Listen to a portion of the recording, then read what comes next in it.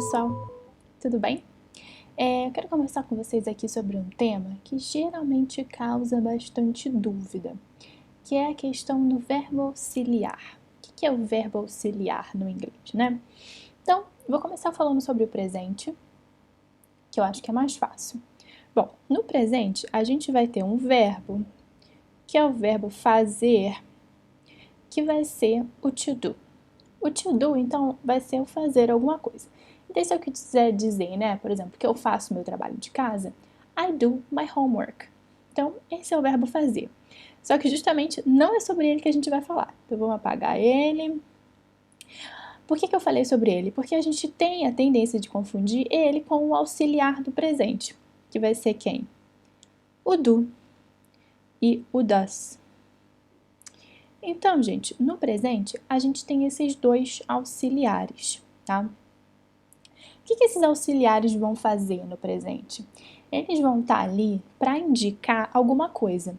Então, eles vão estar ali, por exemplo, para indicar que aquilo é uma pergunta.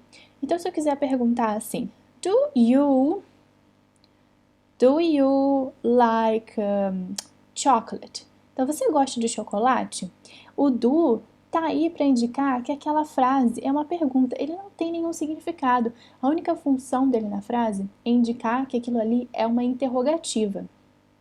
O does, como vocês já devem ter estudado, a gente vai usar com he, she e it, né? Então, na interrogativa, ele vai ficar, por exemplo, does she eat meat? Então, ela come carne? Mais uma vez, o does, nessa frase que a gente falou, does she eat meat? Ele não tem nenhum significado em si. O único objetivo dele ali na frase é indicar que aquilo ali é uma pergunta. Então, a função do verbo auxiliar é indicar alguma coisa, né? E aí, o que a gente pode fazer com esse verbo auxiliar? Por exemplo, a gente pode montar uma negativa. Então, ficaria o do not e o does not.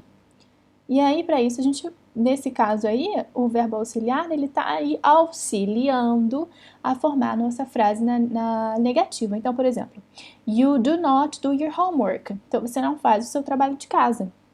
O do tá aí para indicar que essa frase está na negativa. Ele tá aí para auxiliar a formação da negativa. She does not eat meat. Então, ela não come carne. Então, o does, ele tá aí simplesmente para indicar alguma coisa para ajudar na formação da negativa. Ele não tem nenhum significado em si. Então, muito importante não confundir, né, o do auxiliar com o verbo do, to do, que é o fazer, né? Muito bem. Aí no passado a gente tem um outro auxiliar, que vai ser o did, né? Então o did, ele é o nosso auxiliar do passado. O que ele faz? Ele auxilia a gente montar uma frase no passado. Se eu quiser fazer uma pergunta, então, no passado, eu vou começar com did. Did you like your English class? Então, você gostou da sua aula de inglês? Né?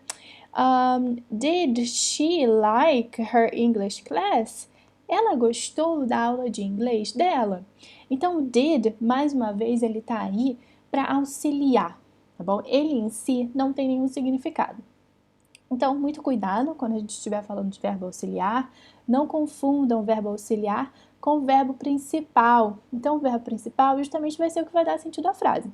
Se eu falo assim, did she like her English class?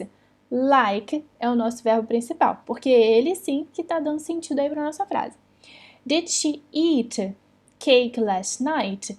Ela comeu bolo ontem à noite? Did she eat? Aí nessa frase o eat vai ser o nosso verbo principal. Beleza? Então, verbo auxiliar, verbo principal. Não esqueçam e não confundam.